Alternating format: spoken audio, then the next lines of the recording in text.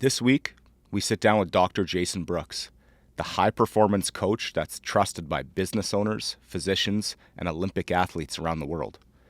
If you've ever felt stuck or held back by your own thoughts, tune in and see how you can break free from your inner critic and unlock that next level of potential. Please enjoy Dr. Jason Brooks.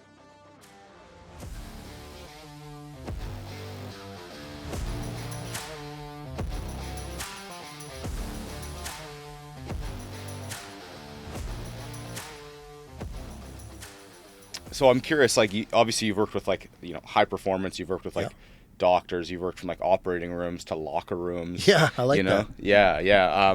Just tell me, how did you first get into doing this to begin with? If we want to do the full origin story, Yeah. So my initial entree, if you will, Okay. into the world of, let's say, high performance and personal development was as a good but not great athlete. So in my personal life.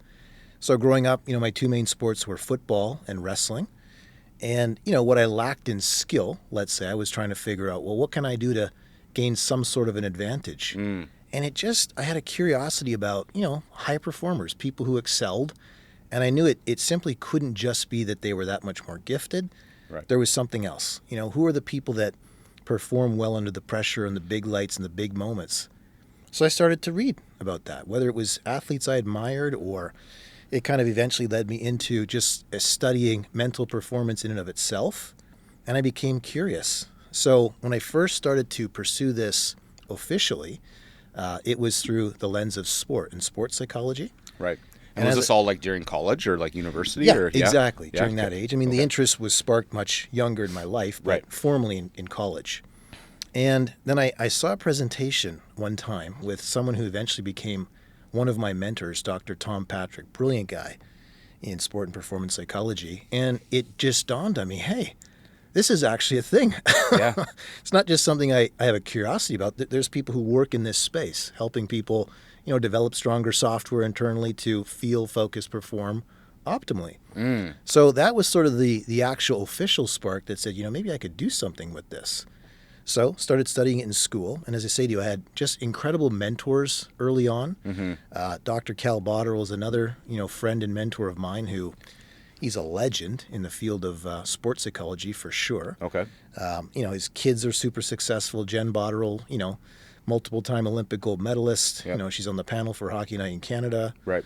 Son Jason, incredibly good hockey player, was a first-round pick in the NHL and now is the GM of the Seattle Kraken. So, we always tease Cal, he's the black sheep in his family, the least successful, and yet he's in the Hall of Fame for what he does. But the combination of great mentors and early interest, I started to really pursue it formally. Okay. And like I said to you, I was in sport primarily for the first few years, but it just occurred to me, it's no different the performance pressures that an athlete faces that a business person faces or a surgeon faces or an accountant, for heaven's sakes, during tax season. It doesn't matter what it is. It's all just human performance. And we all have the same internal operating system. And so we wouldn't compare necessarily the challenges that a surgeon faces when a complication comes up with, a goaltender who's got to stop the shot to save the game. But at a human level, the response and the reaction to stress and pressure is the same. So I started to branch out into different performance contexts. And ever since then, it's just been the way I do business. And I love it because personally I feel the more scope that I have, the more performance arenas I've been able to operate in, it helps me bring lessons and anecdotes and strategies to every other performance arena. So that's the long and short of it. Very cool. Performance arenas, tell me about some of the different performance arenas you've seen in your career. Sure. Obviously athletes. What else? I do a ton of work in medicine, Okay. Working with physicians and surgeons. Interesting. I do a lot of work in, the corporate world, entrepreneurs, business folks, Right. CEOs, things of that nature. I've done a lot of work with police officers, particularly the SWAT teams, so kind of the high-stress, high-stakes kind of performance arenas. Performance artists. It's funny, Justice, it would be easier to figure out what are the industries I haven't worked in. I've been doing this for 25 years. Okay. But if there was a common thread, it's funny, and I didn't do this by design, but somehow, some way, I've had a lot of experiences in sort of what I alluded to a second ago, high stakes, high cost of failure, high pressure kind of performance arenas and just helping people, develop a stronger internal climate, this and this, for those of you who are just listening, the head and the heart, such that they can perform and be everything they can be. Interesting. Yeah. So when you talk about like the head and the heart, like the internal performance, the way people are wired, like I imagine some of it has to do with potentially genetics, but a lot of it is probably more so the environment as well, right? Like for example, like if I'm going to meet somebody new or speak or do something that I haven't done before, I personally get butterflies. Sure. Also like imposter syndrome, things like that. I went to an event last week, the Founder Awards, hosted at the Met. The keynote speaker, two of them. There was a guy named Mike Fata. He founded Manitoba Harvest, sold it for $400 million. He said when he was on stage, he goes to speaking tours and he still gets that butterfly feeling before he goes on stage every single time. He still gets imposter syndrome. I think it's something that everybody deals with. Is that a common thing that you're that would be solving? one of the most common things. And it's interesting you bring that up, especially in the context of medicine, right? Where, the expectations are so high. It's like you're expected to be damn near perfect, but go figure out as an imperfect human how you're going to do that. And so I've done a ton of work helping folks there. I'll tell you a funny story about imposter syndrome. So several years ago, I was invited to do an interview for a triathlon magazine. And the gist of the interview was there's an epidemic, I guess, is what she said, in the world of triathlon with imposter syndrome. And she said, do you know anything about that? And I kind of had a laugh under my breath. Oh my God, I work in medicine. It's that's called Tuesday in my world, helping folks through that. Right. And she said, okay, I'm going to send you an article to give you some backdrop. So the title of the article was from the BBC. I'll paraphrase it. It was the title of the article was a quote from the male United Kingdom triathlete that competed at 2 Olympiads ago. And the title was, I've never felt more unworthy to be at the start of a race. So this is what was coursing through this athlete's mind the moment before the biggest race of his life. And then he went on to win a gold and silver medal. So just to give you a sense of how insidious imposter syndrome is, this was the best guy in the field by far. And yet look at the distance between what he was capable of and what he was thinking on the inside. A loose definition of imposter syndrome that I like is twofold. One, yes, at some level, it's an inability or reluctance to genuinely acknowledge our skills and capabilities. But more importantly, it is a commitment to think and feel that I'm not good enough. And so, to your point, are some things genetic? If by genetic you just mean life experience, we're not born, with imposter syndrome. But depending on early experiences that we've had, depending on the perspective we bring to ourselves and circumstances, goes a long way to determining whether or not I can be in a moment and be solid in who I am and not be so caught up and distracted by the incessant thinking of what I'm not. I'm not this enough, I'm not that enough, and et cetera. And just to your point, too, on a personal level, I would differentiate between natural nerves, when you're stepping into something that's important, when you're stepping into something maybe that's new and novel, like a speaking engagement. I do those all the time. I still feel nerves. And people ask me, what do you do with that? And I go, it's very simple. I don't care what I'm feeling ahead of time. I know two things that are absolutely true that I keep reminding myself. Number one, in spite of whatever my own inner critic might be saying, are you sure you've prepared enough? Are you sure this is going to resonate with the audience, etc.? I know beyond a shadow of a doubt the amount of work I have put in to be ready for that moment. And I know beneath how I'm feeling, there's a lot of good stuff that I'm bringing to this, the content, the preparation, etc. The second thing I remind myself, which has proven to be true only 100 times out of 100, is I'm good in the room. What does that mean? It means I don't care if I'm in the fetal position in my hotel room an hour before the big talk. And I don't get to that point.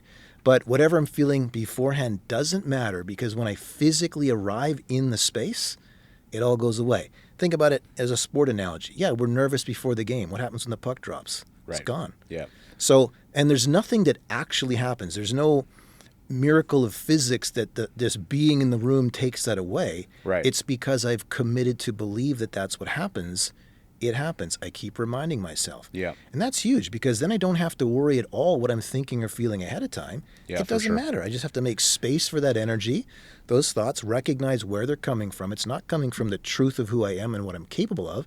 It's just some random thoughts that are flitting through my mind. Yep. What matters the most is what is lying beneath how I feel.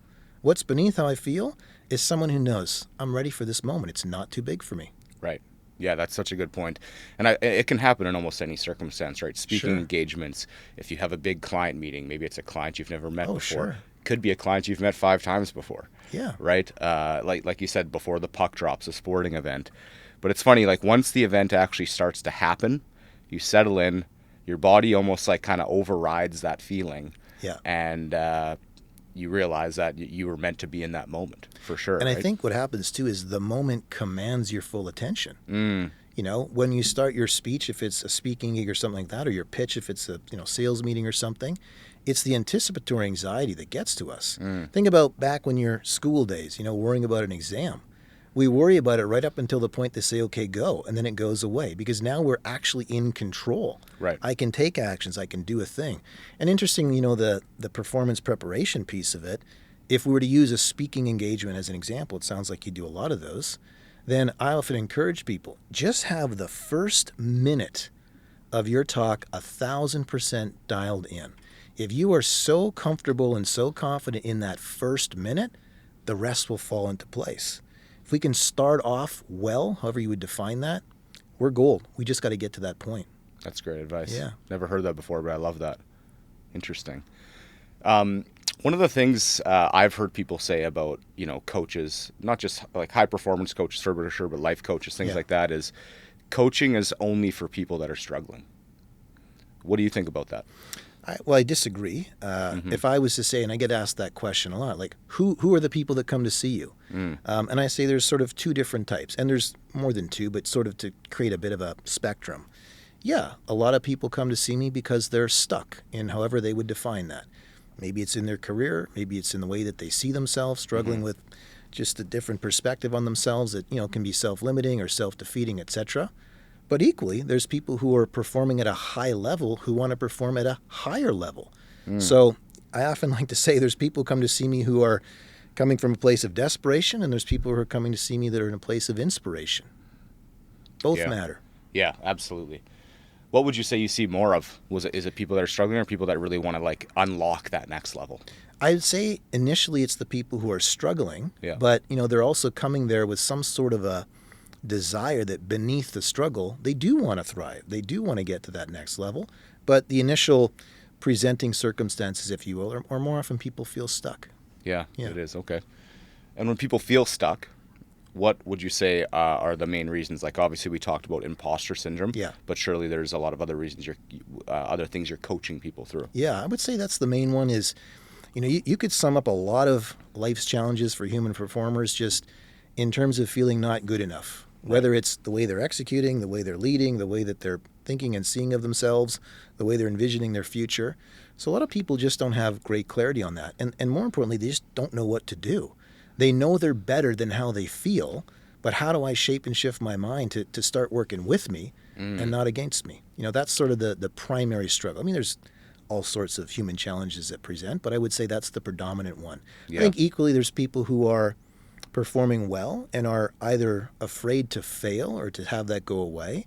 And so it's so interesting because as soon as if you're successful, achieving at a high level, and so obviously you want to achieve at a higher level, but then some people struggle with viewing that through the lens of all the ways in which it might go bad, it might not work, it might go wrong, and wonder why it starts to go in that direction.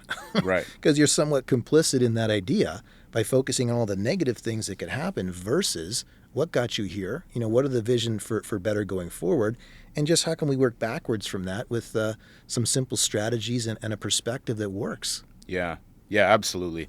Like one of the things I like about your practice and your coaching is it's not just a motivational talk, right? Obviously, like you have a PhD, like you're a doctor in this field, so you're coming in with like scientific or psychological evidence and implementing some sort of system or procedure for them to follow to actually get better. Yeah. It's not like you're just going there and giving them a quick motivational talk and expecting things to change.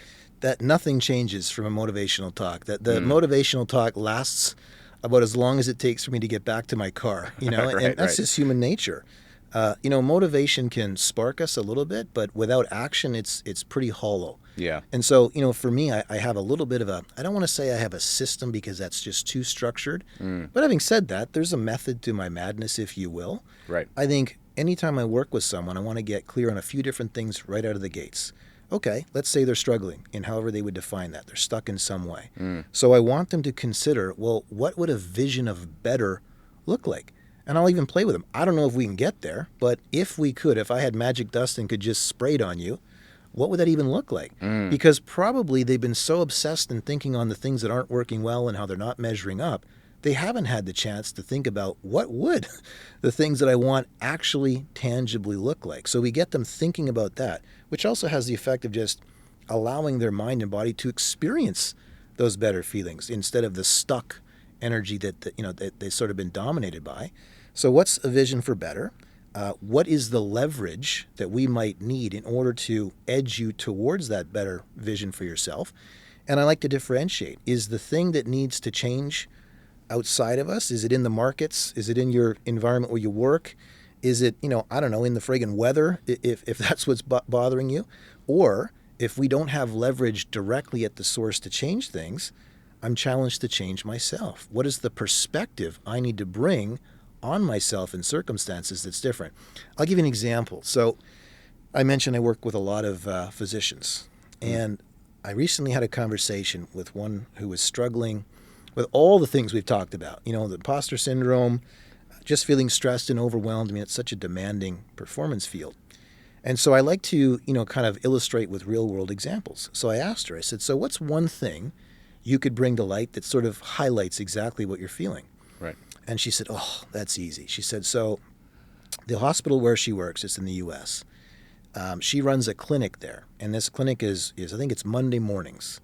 And the clinic goes from 8 a.m. until 12 p.m. And she's run this clinic for 6 years.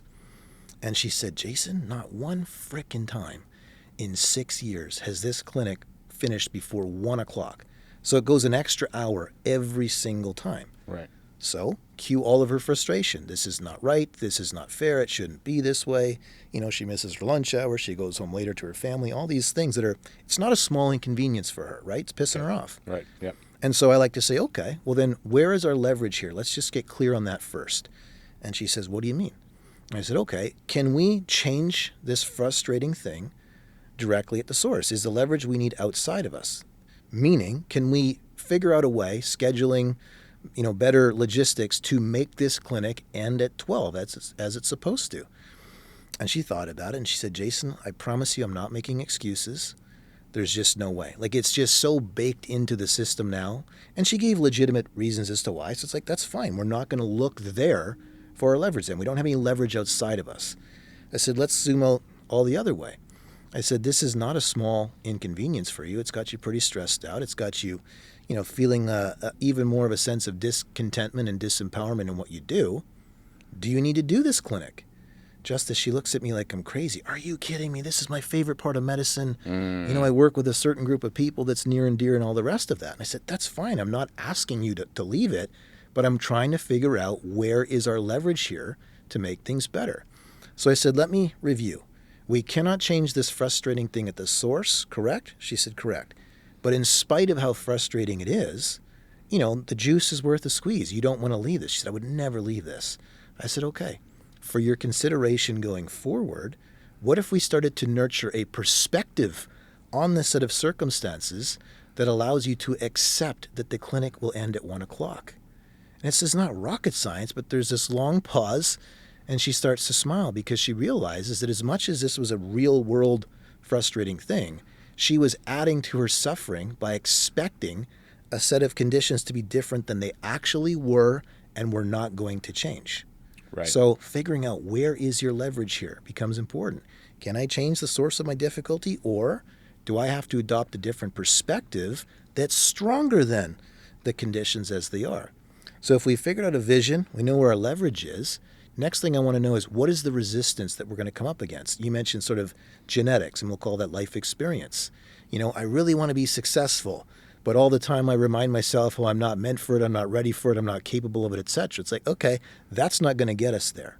So we need to figure out, what is a perspective? What is the resistance that I have to face within myself? We all have an inner critic, Justice. Oh, yeah. And it all speaks to us. And if we're not careful, we become its self-limiting stories. So I need to figure out a way to not become that idea, those narratives about myself, and to meet that inner critic in a way that allows me to hear its message, but not collapse into it. So I want to figure out, what is the resistance? What is the story inside of you that we're going to be up against that could, interfere with becoming more of what we want to? Okay. And if we know those three things, what do we want? Where is our leverage and what can get in the way? Now we just need to figure out what are some systems and strategies we can put in place to allow you to slowly edge towards better, in however you would define that. Interesting. And that's it. It sounds like you see like a lot of different types of people. Like there's people that, like you said, like there's external factors and maybe they're blaming those for why they're not performing. Yeah. But I like the example you gave of like somebody talking about how they realize it's actually an internal factor. Yeah. It's not the weather. It's not the market. It's not the people around me. It's me. That's right. Because I feel like people are a lot more likely to change when they realize that it's them and not blaming other people. 100%. And you can do yourself such a sense of justice to take full and more complete responsibility for how we feel. We face some resistance, we face some struggle, we don't know what to do with it, and we blame, as you say, the conditions, my family, my life experiences, etc. on the thing. And some of that is legitimate. I'm not denying that people have had challenging experiences, but that's the difference between feeling like a victim of your circumstances, or what I like to figure is, how can we become more the architect of our circumstances, working backwards from how I feel. There's a lot of shit out there. I can't change for the better, but am I going to allow that to dictate how I feel and what I can do about it? That's where all of my agency is. So in many instances, yes, the conditions play a role, but more so it's the perspective I bring to said conditions that, number one, is adding to the difficulty, and number two, that is where all of my power resides to change things for the better. Absolutely. And the people who do that consistently, they rise above. They're not special. I tell people all the time, I'll go into a performance arena and say, okay, the ones that you are in your midst who are performing at a high level, they're the ones everybody looks at and goes, well, we wish we could all be like Justice. I mean, he's just got magical abilities. He's just got some special strain in his DNA. Bullshit. I talk to those people all the time. They face the same struggles, the same challenges. They struggle at times in terms of how they see themselves and how they feel about themselves, but they do certain things consistently that gives them a chance. Here's a concept you'll love that's related to that. So this is something that comes from the world of elite sport. If you're working with an athlete that wants to become his or her best, or maybe the best in the world at something, we like to tease. You go, okay, if that's truthfully what you're after, then I got good news for you. We are operating under the illusion of choice. Hang on, what the hell's that? I go, well, if you truly want to be the best in the world, you have no choice but to think and do and act in certain ways consistently, and you have no choice but to not think and do in certain ways consistently to give yourself a chance to reach that goal. It's the same in any performance context that there is. So there's things we can't control, but there's so much that we can. And the people who succeed aren't special. They're consistent. They identify the actions, thoughts, feelings, behaviors that are aligned with allowing them to experience and create what they want, and they stay steadfast in doing so. Absolutely. Yeah, the consistent small daily actions are what makes the large impact over time, right? 100%. There's been times, I'm sure you can relate, but in my life where I feel like, actually, honestly, I was just talking to Cass about this 2 weeks ago. Felt like we were drowning, like we were slow at work. Yeah. Had personal stuff going on with like our home renovation, things like that. Like it was a very stressful time, right? But looking at it, and I've been through tough times in my life. I've gone through adversity, just like other people. But my thing is like just make a little bit of progress each day in whatever it is. In the home renovations, in the business, in litigation, in building relationships, just small progress. Because small progress kind of compounds like money does when you invest it. right? You look back 30 days later, 90 days later, 6 months later, and you're in a totally different spot than where you were before. And you're like, oh, okay, I've actually made some progress. I always use the analogy of like going to the gym, right? Like you wouldn't go to the gym once or twice and look in the mirror and expect to see this big transformation, right? But if you do it 4 or 5 days a week over the course of a year, you'll look back from 2025 to 2024 and notice a major transformation. Absolutely. Right? So I'm curious to know about like your coaching and high performance and like, you know, we just talked about 1 year. Do you think people can change? Can your life change in 1 year? Oh, absolutely. I don't even think it would take that long. I think the moment that you are genuinely sincere in declaring for yourself that from this point forward, I'm going to start to commit to thinking, feeling, doing better, it changes right then.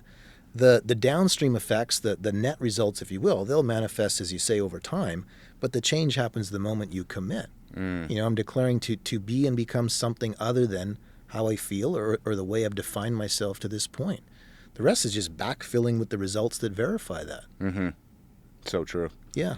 I agree. I think anybody could be 1 year away from, you know, 1 year of course corrections can change your life. Absolutely. You know, you could this be 1 year gets, away from people calling you lucky and not a hard worker. Right? Yeah. Oh, that person, like, Jason was just lucky. Yeah. Yeah. Well, 25 years of investment. 25 years of overnight lucky. sensation. Yeah, exactly. Right. Yeah. No, but it's so true, Justice. And this gets said a lot and sometimes in a cliche kind of way. But, you know, the funny thing about cliches is they often represent what's true. You know, you're often one decision away from changing your life. You know, again, the moment you declare, I'm no longer satisfied being or doing this, I'm genuinely committed to do that with a plan and with some supports to provide for that opportunity to be consistent. But the moment of truth is that decision. Yeah, absolutely. And I'm personally a big believer that people that are accountable and own their mistakes are going to go much further towards, I don't want to say much further in life, but just towards achieving their goals. Yeah, absolutely. Right? I went through something 3 years ago where I was struggling with alcohol and substance abuse. I got sober, and that was like a mindset shift on its own. But that was what unlocked a lot of things in life for me. Yeah. All of a sudden, all the time and energy that was going into something that was eating away at me, right? Now I had a lot more time on my hands that I could use to like building a better relationship with my family, putting more time into my business, starting like I would never have this podcast if I was still doing the same old destructive habits that I was previously. But these are things that have helped me become a high performer. What other things do you see that are limiting people from becoming the best versions of themselves? I think we've sort of talked in and around it. The way that they see themselves is the biggest, detriment. Wanting to achieve a certain thing, but not believing fully in my ability to become or to achieve that thing. And just the resistance that comes up when we're stuck in that is the biggest barrier. Most people are capable of way more than at times they think and feel, but it's having the ability to work through those thoughts and feelings that are so convincing and that are so declarative to give them a chance. If I can go back to what you said about, overcoming substances and alcoholism, incredible. Because the other thing that did for you, I would imagine, is if you could have overcome that hurdle, the sense of trust that you build in yourself, that you can overcome and achieve just about anything. Like what could have been harder in your life at that time than, scaling that mountain and getting to the other side.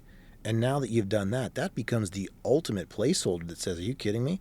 I was able to do that. You don't think I can start a podcast? You don't think I can manage a good business? You don't think I can be a good partner, good friend, good son, or whatever the roles are in my life? You're damn rights you can. And so it's earning that right to trust. It's one thing to set a goal. It's another thing to trust in myself that I can stay consistent and persistent with it. Quick side note on that. A person I know in the U.S., a physician I've worked with, great guy. So during COVID, just before that, he was struggling with his physical health, and he had some friends who were around his age that really had some bad, medical outcomes. And so like most people, he said, okay, I'm going to commit to better physical health. And like a lot of people as well, he had tried before and fallen off, the New Year's resolutions that end around, first week of February, that sort of thing.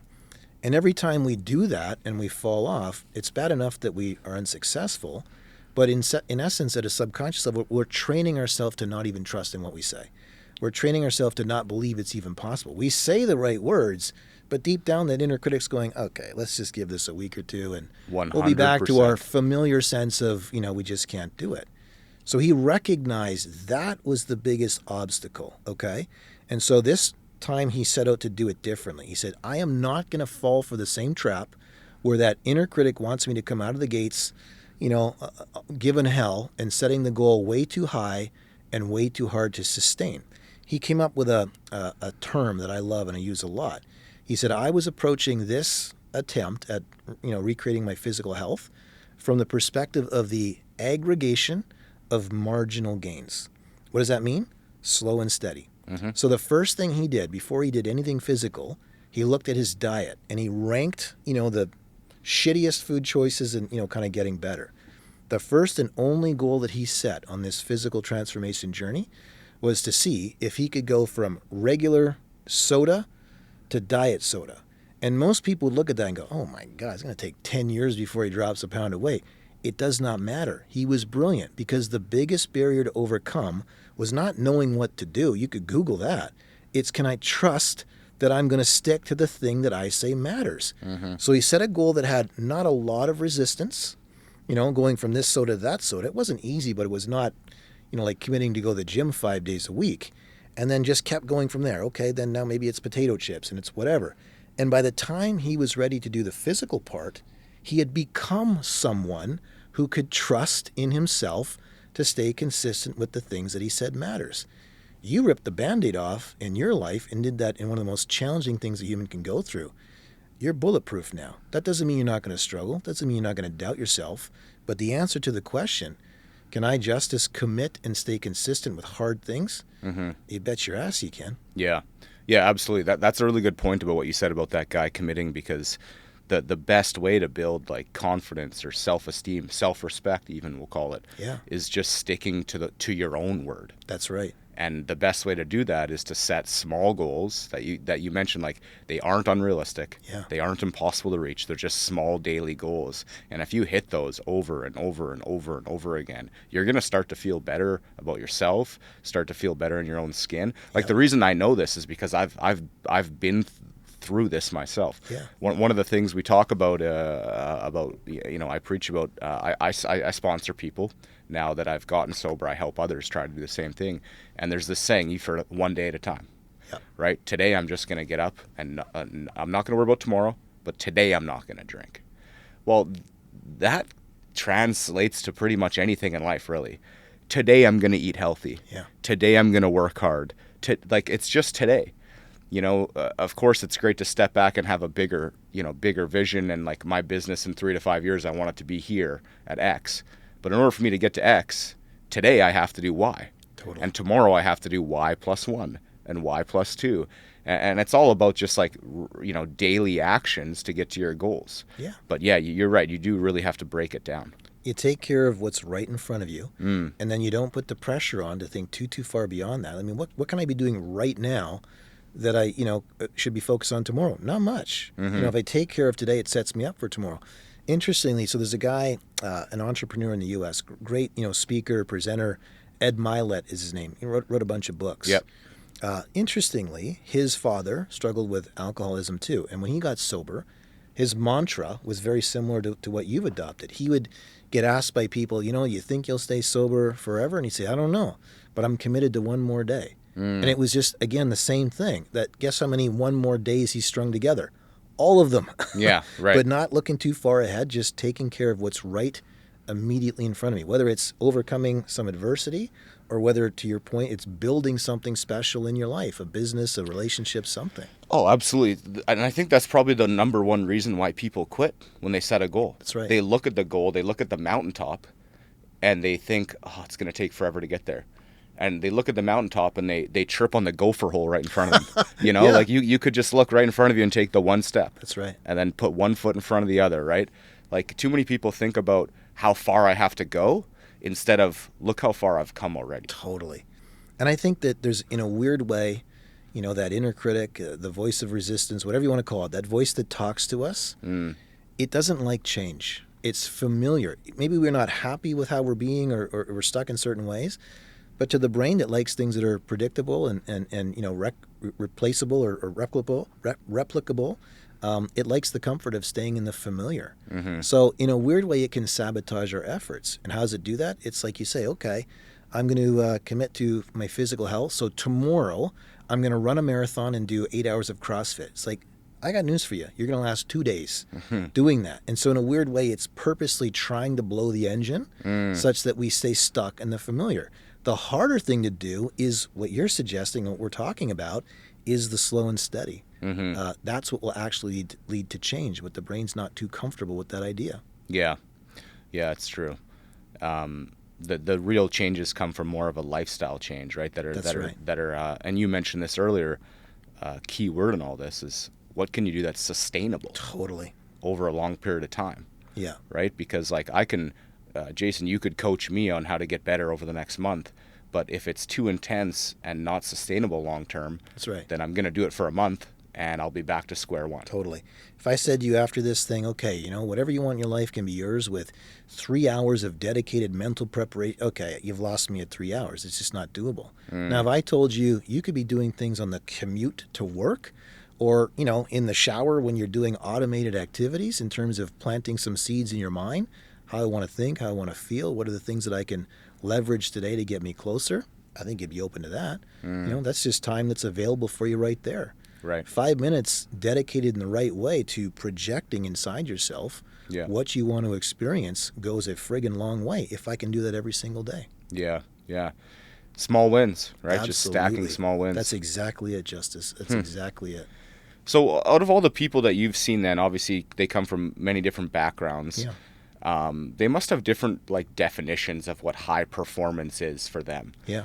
How do you define high performance to people? I think for me, it's more about looking at it holistically, in the sense of, okay, just the way that they see themselves. Do I feel happy and content with the way that I am being in the world? Meaning what? Okay, am I honoring the values that I have? Am I giving my best to the things that matter?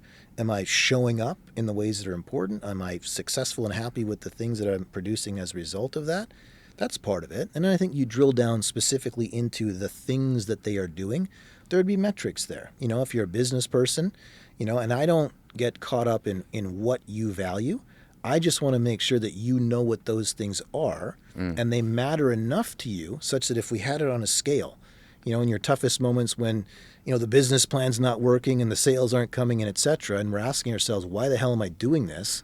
Do you have a reason that's stronger than the frustration and the stress that you might be feeling? So if we can help people identify what that is and stay anchored to that, they're going to be successful. Right. So to me, it's both. It's on the sort of internal sense of what that is, and then external in terms of how you would define success for you. I don't judge it. If someone wants to build a business to take care of their family and give back to the community, that's amazing. If someone is driven to buy a Lamborghini, that's amazing. I don't care what it is. I just care that it matters enough to you that you can stay consistent doing the things that will get you there. Absolutely, man. That's amazing. One of the things you had mentioned earlier, I asked you about your achievements. And one of your biggest achievements, and this is something to be proud of, is 25 years of marriage. Yeah. And, we live in this world today where it's 70 to 75% of marriages end in divorce within the first 10 years. You've lasted 25 years. How do you influence that within your philosophy of coaching as well? Yeah. Well, I think like anything, when I think of the thing that I'm most proud of, it's that. So if I was, in terms of my coaching practice and the work I do with people, Justice, I have very high standards for myself. I want to be the very best that I can possibly be. I take that same approach to my marriage. I want to be the most loving, supportive, present, encouraging husband that I can possibly be. And I don't just take that at face value. I do the things daily that will allow me to feel that way, and hopefully by extension, my wife must be doing something okay. It's been 25 years. Yeah, right. But it's the same thing. And it's like you said, too. It's the consistency over time. Making sure that I'm doing the right things, making sure that I'm supporting her in ways that allow her to feel loved and cherished and appreciated and what have you.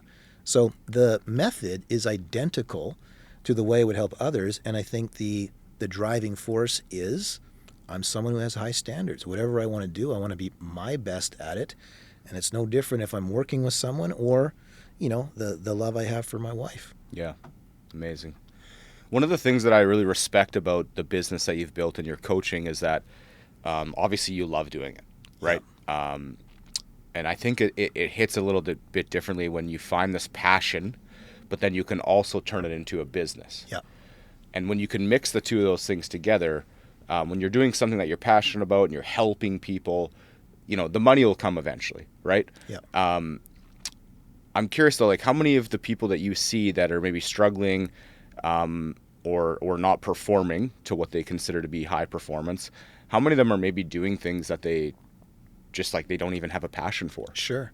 And it's interesting. If I was to say to you, if we looked at the world of workers and you say, what percentage of people would identify with their chosen vocation as, a calling or something that's deeply meaningful and special? I don't know what that number is, but I don't suspect that it's very high. So I like would to say think of it. I would guess to be under 10%. I would too. So for the 10%, that's and that easy. 10% might be a little conservative. I agree with you. Yeah. I agree with you. And so let's use the number. If 90% of the people aren't feeling that sense of, engagement and purpose and meaning in their work, then the question becomes one of two things. Is this something that we want to remain in, and what are the reasons why? If the reasons for sticking in it are valued enough, like again, it provides me a chance to take care of my family or build a retirement or enjoy my life outside of work, then that's what I focus in on. If you're not willing to change your circumstances, we better make sure we're focusing on why this vocation provides you certain freedoms or certain ends that you do value. Taking vacations, having weekends off to spend with family, being able to go to rec hockey 3 times a week. Again, I don't care what it is, but we have to then backfill that meaning, that purpose, that satisfaction in the rest of life and view this vocation as something that provides me the chance at those freedoms. Mm-hmm.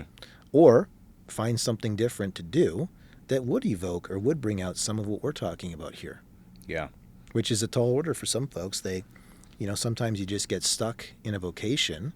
And I'll tell you another thing that kills is comfort. Yeah. I know a lot of people who are successful, but not content. Right. But to think of leaving something that, whether it provides a really good income for them or provides some status or some security, and take a risk at doing something that might make them feel exponentially better, but to pull themselves out of that comfort requires a lot of courage. Yeah, the comfort or like the golden handcuffs. That's where, right. You're in an industry, you hate it, but you're making good money. That's right. And maybe you're older and you have kids, you have a mortgage, you have these debts or like these responsibilities where it'd be really difficult to take a step back financially to follow your passion at that point in life. Yeah. Right? For sure. Like I've got a friend who worked a job he didn't like for a long time, and on the side, he started making these tabletops. Very like niche, interesting type of business, but he loved working with his hands. Yeah. Started making tabletops on like Kijiji, Facebook Marketplace randomly, and he is over the course of like a 5-year period turned this into something where he was able to quit his full-time job and go and do that full-time. He's making, probably about the same amount of money, but more importantly, it's like infinitely more rewarding and satisfying. And all of a sudden his life has gone from like miserable and insufferable to loves what he does, better relationship with wife, kids, friends, family, and just a happier dude. Happier. We would define that as wealth, wouldn't we? Like it's not just wealth's not just a number sign in your bank account. Mm-hmm. He's living a much wealthier life right now, doing something that he's entirely engaged with, enjoys, appreciates, gets out of bed excited to do it.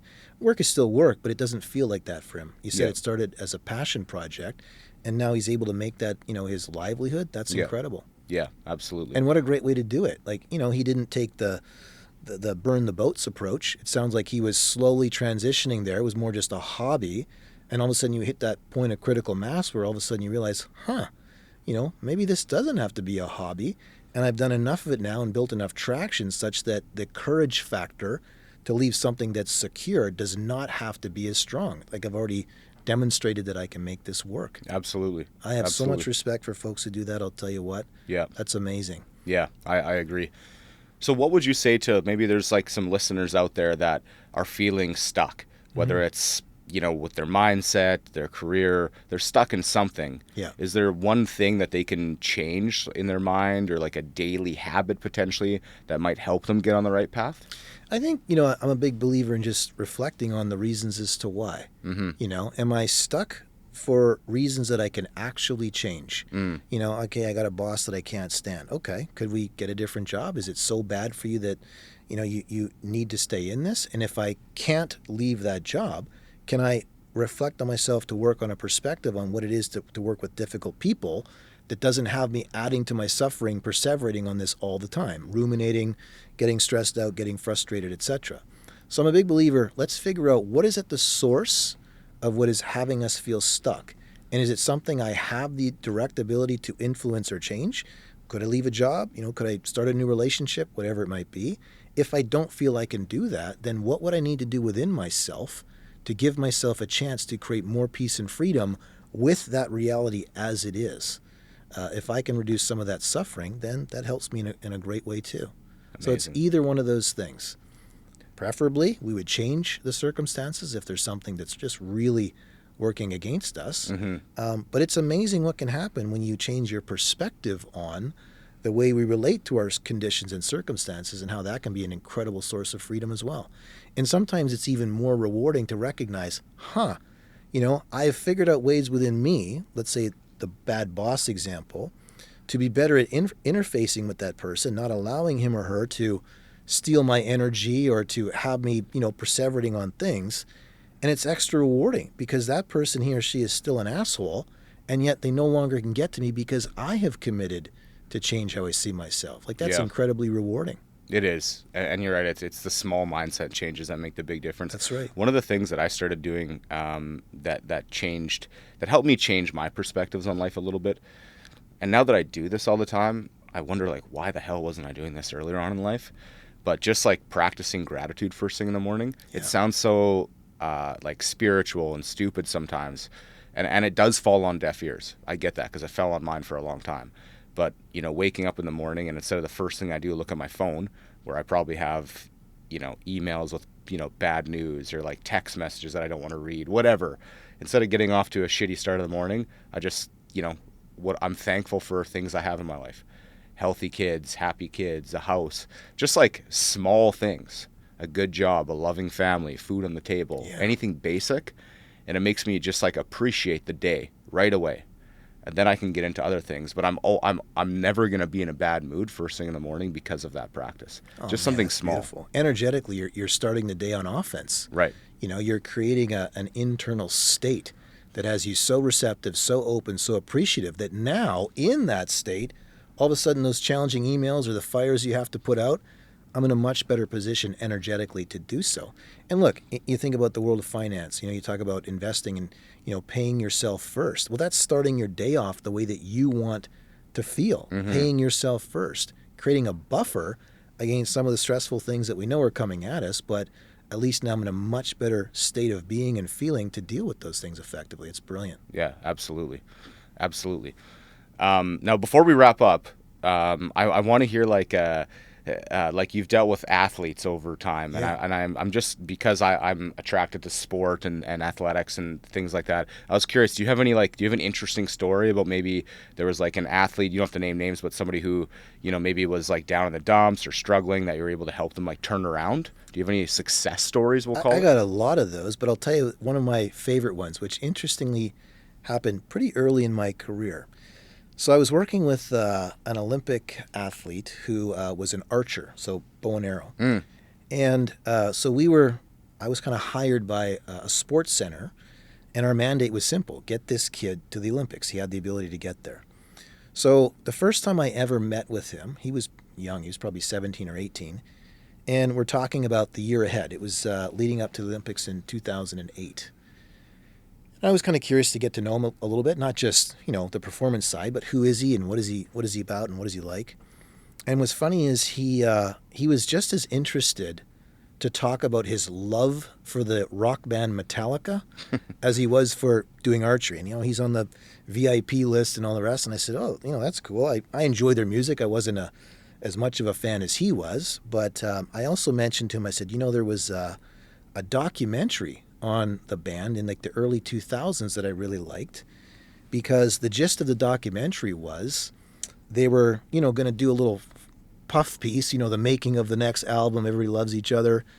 And in the midst of it, the band just fell apart. Their relationships were were quite rocky. The lead singer was struggling with addiction and had to go away and get some treatment. And all of a sudden, things were in chaos. So they hired a guy who does what I do to try and come in and make things better. So I appreciated seeing the documentary through the lens of him, working with the band. And they were just so transparent. You got to see the sessions he was having with them and all the rest of that. So anyways, flash forward, we have that conversation, me and the athlete. We go ahead through the year ahead. And we get to the Olympic trials, and he performs incredibly well and wins the trials. So he punches his ticket to the Olympics. And when he went to the Olympics, it's a hard thing to prepare for if you've never been there. And he's in a small sport. He didn't have any support team with him or anything like that. And I just think the sheer magnitude of it really got to him. He tells a story. He was, when he first got settled, he went into the Olympic Village. And he went to the McDonald's because, of course, that's what, the highest performing athletes in the world feed on is McDonald's. But that's what it was. And he said, in front of him in the line was Kobe Bryant and a few other, Team USA players. And he just had this moment like, where the hell am I? How did I get here? And so long story short, he had the tendency to be a bit, a bit of an internalizer, a bit of a brooder. So the way it works in archery, you do two things. The first day's event is you just shoot X amount of arrows, and they just tally everyone's score.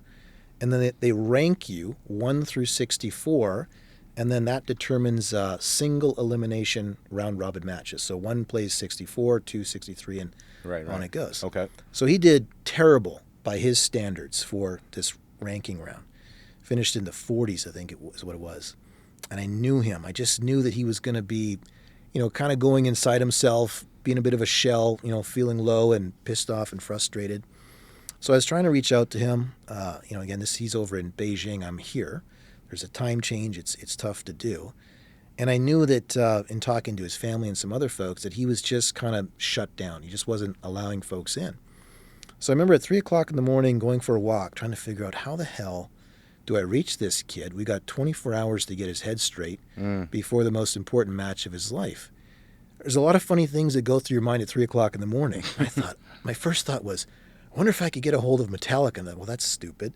Then I thought, wait a sec. I wonder if I could get a hold of the guy that worked with Metallica who does what I do. I know, I'd searched him online before. I knew he had a website. What do I got to lose? So I went home. I went to the guy's website. He had one of those, email me request type boxes. Right.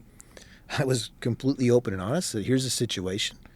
Call me crazy. Given his love for Metallica, I really think if you would have the gracefulness to just shoot him a note, like he could have just said, hey, man, thinking of you, all the best. I think it would spark him enough that I could reel him back in. So you send this thing off. It's a wing and a prayer. Wake up the next day. The guy emails me back. His name's Phil Toll. He's worked with so many top performers, musicians, superstar athletes. And he says, Jason, that's amazing. He says, I'll tell you what, why don't I phone him? I'm like, oh my God, that's incredible. So I sent this athlete a note. I knew he'd be reading stuff, but he wasn't responding. Right. So I made it purposely vague. I said, expect a phone call from a friend of Metallica. And I could even just think in sending, I could just feel his eye, kind of crick up like, huh? So hours pass. The athlete texts me back. He said, I just talked to Phil, and I'm fixing to go shoot me some 10s, like perfect score.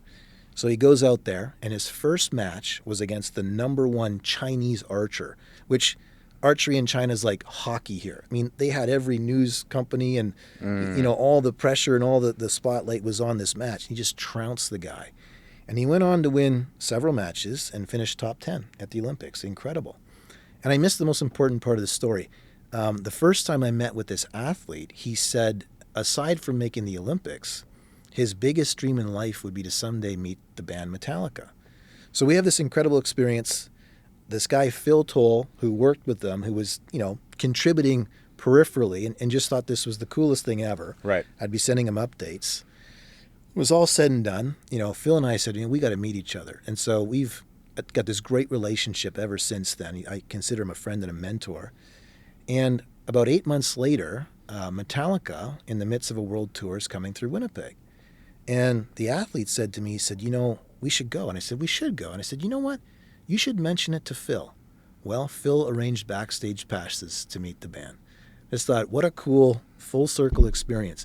And I'll tell you something even more important, Justice. A key lesson for me is it was one of those moments where there was no ego involved. I if there was someone else who could help this kid achieve what he needed in real time, it's my job to figure out a way to get that for him. I could have said, oh no, I don't want to look like I don't know what I'm doing, or I'm not confident. It was the opposite. I was so happy that he would contribute and help us reach this kid. And in the ultimate end of things, the kid had the Olympics of his life. Man, that's a very powerful story. I love that. So cool. So yeah, that was a pretty full circle moment. And I just one that early on, was really special for me. And I've had, tons since then, but that's probably one your listeners would find pretty cool. Yeah. Well, I certainly did. That's great. Cool. Awesome. So with moving forward with performance coaching over the next 10, 20 years, what excites you most about it? I think that it's becoming more and more mainstream, if you will. That's the part that excites me the most. I mean, we see so many more young people. I get requests all the time, both from folks here locally and in other places that are curious to start in it and, kind of want to pick my brain. I also think some of the vocations that I work in, medicine especially comes to my mind, where the challenges are so immense, the conditions are so stressful and hard at times, that there's becoming much more interest within medicine itself, both in terms of being accepting of these types of interventions, but also people who are championing becoming coaches within medicine. So that's huge for me. I was asked at a conference one time, a medical conference. Someone said to me, so Jason, you work with a lot of doctors. It was a medical conference. And you also work with a lot of athletes. Could you differentiate what it's like to work with those two types of performers? I said, that's a great question. I said, here's what I would say. For me, pound for pound, physicians represent amongst the most impressive human performers I've ever worked with, not because, they're really smart and they do hard things. That's obvious. But interestingly, it's because they do so much in spite of the system, in spite of the conditions that they're tasked to work under. Whereas if you're an elite athlete, we will surround you in a cocoon of support. You'll have a strength coach, nutritionist, massage therapist, sports psychologist, and all of those people are trying to figure out, how do we optimize Justice? How do we help him feel, focus, and perform to the best of his ability? In medicine, the system creates the challenges that make that tough for the human performers, and yet they always answer the call. So they struggle because the condition is so hard, and oftentimes they're not as supported as they could or should be, but they're so resilient and they're so capable, they rise above in spite of that. Now, the problem is there are many downstream effects, burnout, moral injury, etc., that are, quite pronounced in that industry, but just to give you some sense. So I'm glad to see in medicine, in particular, there's much more openness to these types of practices. And in fact, I was part of a research study almost a year and a half ago now at UCLA, where myself and another coach were brought on. They had 90, that's 90 or so, physicians who had self-identified as being at or near burnout, and they wanted to see if some intensive coaching sessions might mitigate some of those effects. So we had 6 coaching sessions with these individuals, and the results were incredible. And I'm not here to toot my own horn. It's just the data speaks for itself. The reduction in burnout, the sense of empowerment, people feeling like they had a chance now to push back against some of the forces, that were leading them to feel so strapped and so burned out. Yeah, I love that. You know what I really like that I think a lot of people won't really understand necessarily unless you've been in that position, but I just like the fact that people are like, actually, your business is getting busier because people are reaching out to you. Like they're like, I'm struggling. And they're willing to like accept help, because especially like if you're a man in today's world, that's right, like just being able to sit across the table from another dude and look them in the eyes and say like, I'm struggling, that's like a testament to the amount of work that needs to get done. Totally. Right? You're right. So the fact that people are just like even willing to do that, because there's a stigma, like there's a Sure. fine line for sure between like high performance coaching and therapy. That's Obviously, right. like, they're two different things, but there is overlap. Like, you know, 100%. you're talking to people about their feelings, imposter syndrome, things like that, and then putting tactical strategies together and how they can overcome these situations. And for people to even approach you and come to you, they have to kill a bit of their ego. Absolutely. You're Right? right. It takes a lot of courage. And, you know, my mentor had said something I thought was pretty profound, particularly when we first started working in medicine. And the stigma there is probably even greater. You know, don't know, let's people see you sweat and, you know, you got to be tough and stoic Right, and all right. the rest of that. And he said, and I want to be very clear, I mean, there is such a place for, you know, more dedicated counseling or psychological services. I am not suggesting I'm better or different, but not better. But he said, you know, because of those stigmas, if you had 3 offices, let's say, you had the office of, let's say, psychiatry, you had the office of wellness, and then you had the office of human performance. Which of those 3 doors do you think initially might feel less intimidating for someone to step into? I mean, they're all pretty intimidating, to be honest with you. Mm-hmm. But the therapeutic one would be tough. High performance, that'd be very challenging, though. Yeah. His thought, and I agree with it, is that there'd be less stigma going through the performance door, because it's more about, okay, I just want to figure out ways to be even better at what I do. Yeah. As compared to, you know, and again, I don't believe this, but stigmas being, oh, okay, the psychological door, that's where you go if you're, you know, messed up or this or that. Yeah. The wellness door, you know, that's where you go to, you know, learn how to do yoga, which again, I don't believe that. That's not fair to the wellness folks, but that's the kind of stigma. So the performance door, who doesn't want to be better as a performer? Yeah. You know, especially you're talking about, you know, the males and egos and et cetera, that might have less stigma for them. So if they can come through that door, and then if we can help them change what they want or not, but if we can then get them to those other 2 doors because they've come through one door to begin with, that's a huge service as well. Absolutely. Maybe by virtue of having those conversations, we realize, yeah, there's some things we can do, but you know what? You also would benefit from a little bit more intensive counseling and therapy, or, you know, changing some of your lifestyle practices and, you know, doing some more wellness-based things. Yeah. So if that can help reduce some of the stigma just by virtue of, you know, pursuing performance improvement, I'm all for it. That's a very good way to look at it. I never thought about it like that before. The less stigma route. Yeah. Right? Because even though you're going to high performance, you want to get better, you're still admitting that there's work to be done. That's right. Which in turn is actually a really good thing. Totally. That people need to unlock. Like, That's you right. can get better. You're not the best. There's always somebody out there that's going to be better than you, faster than you, stronger than you, smarter than you, Totally. whatever it is. Right? And to your point, Justice, like, I'm pretty sure I'm a few more, you know, laps of the sun than you are just in life, but I see it in younger generations, you know, guys in their 30s, even late 30s, early 40s. I just see much more openness to having those conversations. And that's probably a lot to do with, you know, just the emphasis over the last 15 or 20 years on mental health and destigmatizing that and et cetera, especially with younger men. I'm 51, so I'm assuming I'm older than you are. You know, folks in their 30s, male or female, I just see way more openness, which to me is so encouraging, because to your point, you know, if people are struggling, you don't have to struggle in silence. There's no shame in coming forward and admitting that. And I always think of it this way. People always ask me, you know, I'll get in team settings or, you know, corporate settings, and they'll say, what's the most important team attribute? And I always say vulnerability. And it's like crickets. People think, oh, that's terrible. I'm looking to hear teamwork or, you know, accountability, this, that. I say, look, I know what you want me to say, but let me qualify what I mean. Do we value things like teamwork and cohesion and good communication? Of course we do. Okay, well, those things come as we establish trust. What precedes trust is vulnerability. How can you earn my trust or I earn your trust if one of us is not willing to be vulnerable, to say, hey, Justice, I'm struggling here. Could you give me some help? Or I don't know what the hell I'm doing, or I made a mistake. Now you have the chance to earn my trust. 100%, man. I totally agree with that. And like, I personally believe that, like, pain or adversity, it's an adhesive. It brings people together. Like, it galvanizes groups. And like one thing I can say is like I've been going to therapy for a long time. No problem talking about it. It's actually one of the best things I've ever invested in my life. But it took me a little while to find the right therapist, because I don't like being sat across the table from like a Harvard PhD MBA, somebody who's, you know, rainbow is sunshine, somebody who's never like gone through the issues maybe that I have, or not even the same issues, but fought adversity. Yeah.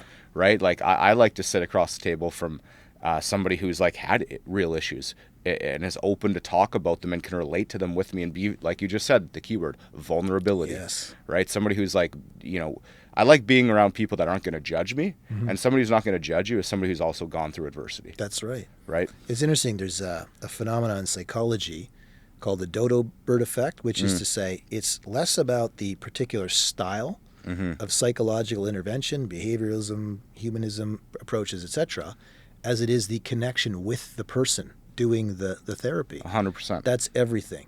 And just, you know, to your own life history and what you've shared here, again, by virtue of having the courage to be vulnerable and seek out additional supports for you, I'm assuming based on what you've shared, it's made you stronger, more resilient, more understanding, more self-compassionate. So you've gained so much strength through initially being vulnerable. And that's my whole point here. I see that way more in today's younger generation. A willingness to say, you know what? I don't have all the answers. I haven't figured it all out, and I'm struggling. And in doing so, if that gets you supports that allow you to overcome some of those challenges and feelings, isn't that the power move? Like, isn't that a source of strength?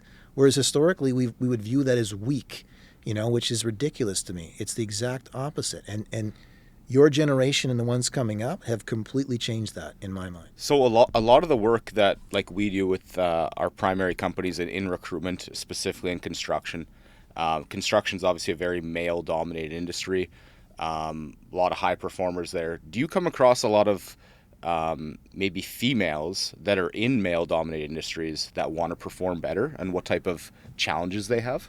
Yeah, I think you know, especially in medicine, where historically it's completely flipping now, but historically those were male-dominated spaces. I think the challenge for females is to not put undue pressure on themselves to be like a male, to stay true to who they are, and just keep performing consistently. I think what often happens is you feel like, and again, there's some real pressures in this aspect, that I have to be better than my male counterparts to fill in the blanks, be respected, be well received, etc.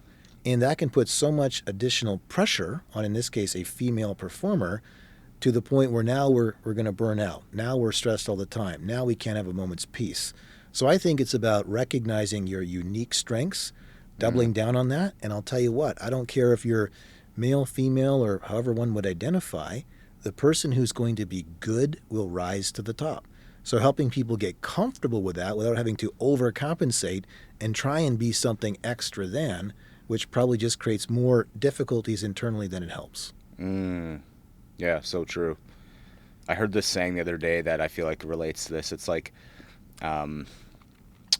you're choosing what you're not changing. And I feel like that kind of relates to that, because, you know, it can, if you're not changing your health, your body, your relationship, your business model, whatever it is, you're actually choosing to stay in that same path, right? Yeah. Does that make sense? That does make sense. You know, and again, I think just as you say, if I'm going to choose something, Yeah. I'm going to choose to put all my energies on just being the very best performer I can be. Just focus on that. The results will take care of itself. If I'm trying to compare in a way that I might consider up, okay, because, you know, maybe males historically have been more respected or accepted in certain performance arenas, construction being one of those. As I said to you, by virtue of comparing up, I'm shrinking me down, which is causing me to some degree to feel lesser than, not good enough. So don't get caught in that trap. Just figure out, what do I need to do every single day to be the very best performer I can be, and let that be your calling card. Trust me, if you're good enough, I don't care what your background is, you'll get opportunities. So true. It's so important not to compare yourself to other people.